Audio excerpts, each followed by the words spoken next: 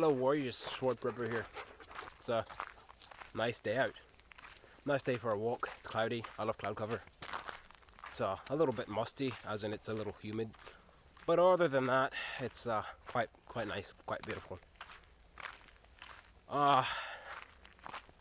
Let's talk about, well, I wanted to talk at least a little bit about what it means to be ready, what it means to have a warrior-like spirit, what it means to truly have a heart of determination, and a heart to truly walk in the footsteps of Yeshua, our Savior. We live in a world that everything good is called evil. If you stand for what's right, you're the bad guy. If you want to be set apart, if you want to live a righteous life, it's harder for you. That's the truth. It's sad, but it's the truth. And we were warned about that in the good book. I know a lot of you have read it. It talks about they will call good evil, and evil they will call good. And that's exactly what we're seeing in these last days. So, having a heart of, even though they're going to try and stop you, even though they're going to call you the bad guy, because you're the only one that's trying to do the right thing. Having a heart and being able to say, even though they're going to treat me this way, I'm going to do it anyway. I'm going to try and live right anyway. That's true spirit. That's true heart. That's the heart that your heroes have in your favorite movies. Lord of the Rings, Aragorn, Frodo, all those guys that said, the odds are against us, we're probably going to lose, but I'm going to do it anyway. I'm gonna do what's right anyway. That's what it's truly about. That's what means something. Having that heart makes you a hero. Having that heart, having that determination, having that mindset makes you the hero of the story. We're living in a story time. We're living in one of those novels, one of your favorite novels. Think about that. We're living in that. You are a part of that story. We read these books and we say, oh yeah, that's just a story though. That's just a story. That no one here is really going to think like that. That's not true. You're living in your own. You're living in your own novel, your own story, your own piece of literature. And you have to decide what your character is going to be remembered for. You have to decide what your character is going to be. Choose your character. It's time to choose your character. We read these history books and we read about our ancient predecessors and we see their stories and what they did. And if you actually take a look and read it, it's just like in the books. It's just like in the great stories. It's just like in the ones that were written from complete fantasy. The ones that never really happened. It's just like those. History is no different. We just have to choose our character. If you read about, let's just say, George Washington, Abraham Lincoln, all these great people from the past, they had to choose to be that way. They didn't just wake up one day and say, my character's this and that's what it's going to be. No. Against the odds. They had to play against the odds. They had to decide. You know, even though everything's against me, even though the world is against me,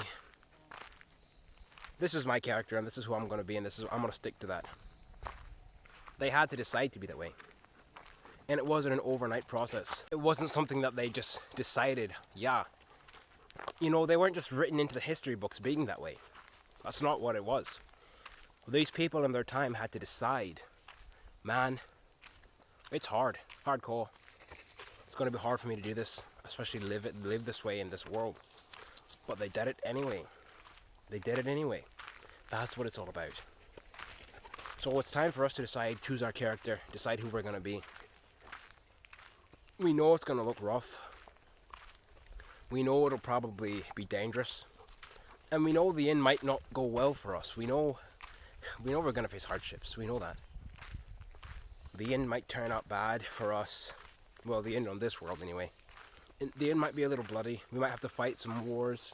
You know, we might have to do all that. But is it worth it? That's the question. Is it worth it? Am I willing to live this way? Am I willing to be the odd one out? Because, you know, when we go into the cities and stuff, you realize how different you are than everyone else. You realize that you're on a different circuitry than everyone. You're living on a different time frame. Your mind is set in a different way than than everyone else. I'm not saying that we're better than anyone else. That's not what I'm saying. All men, all women, created equally.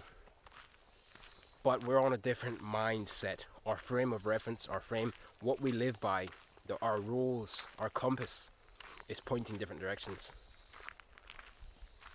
So everyone wants to go south. You're going to go north. You're going to be the estranged person. You're going to be the one that everybody points at and says, why are they doing that? Why is she trying to be so holy? Why is he trying to be so holy? Does he think he's better than everyone else? People are going to look at you. People are going to say that about you. It's just up to you to decide whether you're going to take that to heart or whether you're going to go on intrepid. Keep living that way anyway, even though people mock you, call you crazy to your face, try to mock you for believing in your faith. All that stuff. It's just up to you to say, I don't care. My reward will be greater, even still. And that's in the Christian world and in the prepping world. People look at you crazy because perhaps you say, I believe that it's possible that nukes could fall, and they look at you crazy because, that mean the world would change, and that's never going to happen. That's the way people are. It's the human instinct. We don't like change. We don't like the uncomfortable. If there's an uncomfortable thought, we're gonna think differently. We're gonna say, that's probably not gonna happen. That's just the way we are. That's the way humans think. So don't let those things discourage you. Don't let those things be a damper on your spirit. I was talking to somebody in a restaurant the other day, one of the employees, and he mentioned that if a nuclear war ever happened, they would probably nuke his area first. That's probably the first place that the bombs would drop. And as he was talking, I said, why do you think that? And he was just saying, well, it just seems the most likely. Then he said, but that'll never happen. The nuclear war will never happen. I'm not even thinking about that ever happening, because it'll never happen. That's what he said.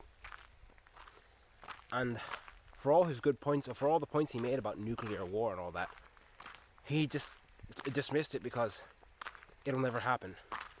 And that's where most people go wrong. That's where most people are mistaken. It very well could happen. How many people thought? Because you must understand, we're no different than the people back then. We're no different than people back in 1945, World War II going on. We're no different than the people from 1939 and all that good stuff. We're still human beings. And how many people thought someone like Hitler could ever raise up and come into power? Who would have thought that someone like Hitler could have ever risen to power and killed as many millions of people that he did? Who would have ever thought? But he did. And millions of people died from his hand. It wasn't just a war and, war brings casualties. That's not what it was with Hitler. He literally sought those people out and killed them. It wasn't very long ago. Only 2 generations, maybe, ago. It's not a funny thing. And it's a thing that you need to think about. It's a thing that we should all be aware of. History is a cycle. History is a circle, and it is doomed and bound to repeat itself. And if you don't know your history, it'll repeat itself sooner than you thought. And let's just be frank, let's just be clear. Your average American, your people from my day, people that live in my generation, my generation of people, they don't know their history. They don't know anything about history. They're on social media watching Instagram videos and TikTok videos, and that's all they know. It's sad to see. It's sad to see that there's no one. I have nothing in common with people from my generation. I have nothing in common. I can't carry on conversations with them. And it's sad.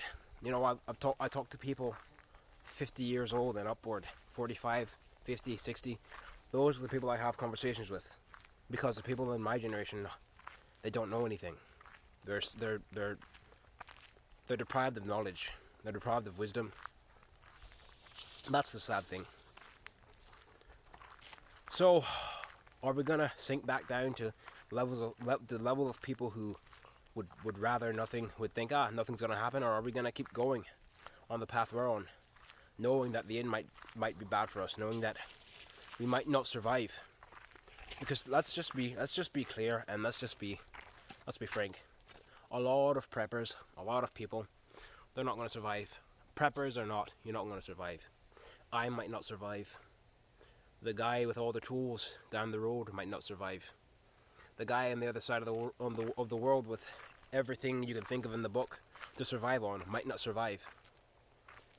But the guy with a can of beans and a pistol, he might survive. That's just the way life is. That's just the way things play out. But we're gonna keep going anyway, whether we survive or not. We have to decide what character we're going to be. Alright, warriors, stay out of the heat, keep prepping. See you in the next video.